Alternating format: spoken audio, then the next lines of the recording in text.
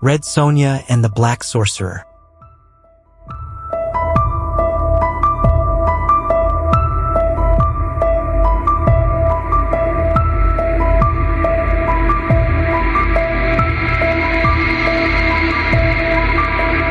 The sun hung low in the sky, bleeding gold and crimson over the jagged peaks of the Korath Mountains. Red Sonja, the she-devil with a sword, rode her battle-worn horse along the narrow path, her keen eyes scanning the horizon. She was hunting a man, a sorcerer known as Malakar the Black, whose dark magic had left villages in ruin and children screaming in their sleep. She had followed his trail for weeks, moving through cursed forests, desolate plains, and crumbling ruins. Every step she took brought her closer to his lair, hidden deep in the mountains where the world grew cold and the air tasted of ash. That evening, she reached a plateau where the remnants of an ancient temple loomed, swallowed by vines and time. Her instincts screamed danger, but Sonja never cowered from fear. She dismounted and moved cautiously, her sword gripped tightly. The temple was eerily silent, save for the whispering wind. She pushed open the great stone doors, stepping into the gloom. Inside, the shadows flickered like living things, cast by torches burning with an unnatural green flame. At the center of the chamber, a man stood over a stone altar, his dark robes billowing as if caught in an unfelt breeze. Malakar. He turned as she approached, his gaunt face twisted in amusement. Red Sonja, he purred. At last you arrive. She wasted no words. With a battle cry, she lunged, her sword slicing through the air. Malakar merely raised a hand, and suddenly, invisible chains wrapped around her limbs, yanking her to a halt. The sorcerer laughed, stepping closer. So predictable, he mused. You are strong, warrior, but against my magic, you are nothing. Sonja gritted her teeth, struggling against the force that bound her. And yet, she spat, you hide in your temple like a rat in the dark. Are you afraid of facing me without your tricks? Malakar's smirk faltered, but he quickly recovered. You amuse me, Sonja. That is why I won't kill you outright. No, I have a better fate in mind. You will be my champion, my blade in the world. With my power, you will be invincible. She sneered. I would sooner die.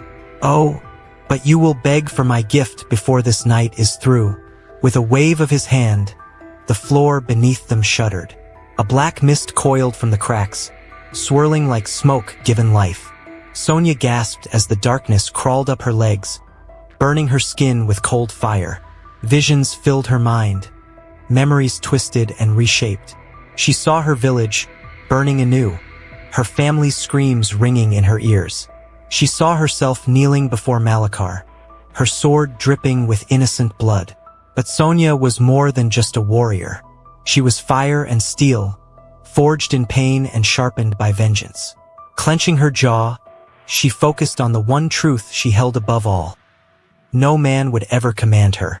With a roar, she summoned every ounce of her strength and wrenched free of the spell's grip. The sorcerer's eyes widened in shock as she broke through his magic, her sword flashing in the eerie light. Before he could react, she slashed, cutting through his shoulder and across his chest. Malakar shrieked, staggering back. Black blood oozed from the wound, hissing as it touched the ground. Impossible, he gasped. No mortal should. Sonja did not let him finish. She lunged again, driving her blade through his heart. The sorcerer howled, his body convulsing as the dark energy within him exploded outward.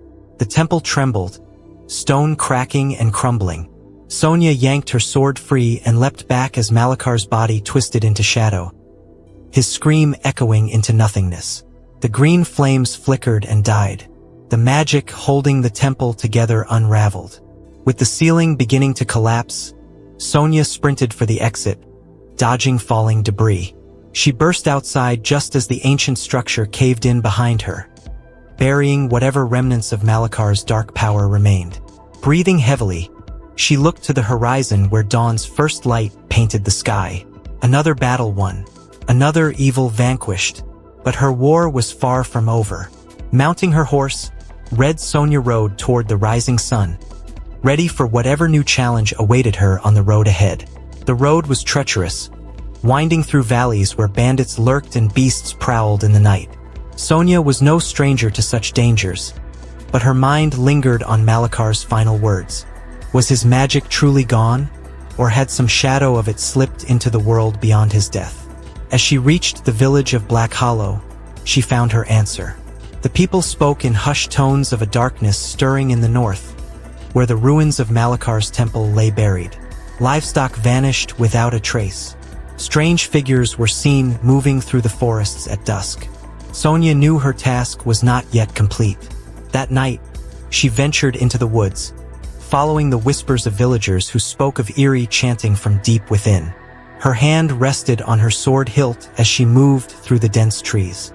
A rustling to her left made her spin, just in time to see a shadowy figure lunge at her. She barely dodged in time, rolling and drawing her blade in a single motion. The creature before her was once a man, but its flesh had turned gray and its eyes glowed with unnatural light. Malakar's magic still lingered, infecting the weak-willed and turning them into his mindless minions. Sonja fought with relentless fury, cutting through the abominations as they attacked. But for every one she struck down, two more emerged from the darkness. She was being overwhelmed. Then, a voice echoed through the woods, a deep, rasping sound that sent a chill down her spine. "You cannot kill what has already begun," read Sonja. She turned toward the source, and there, standing atop a fallen tree, was a figure wrapped in tattered robes. Malakar's face was gone.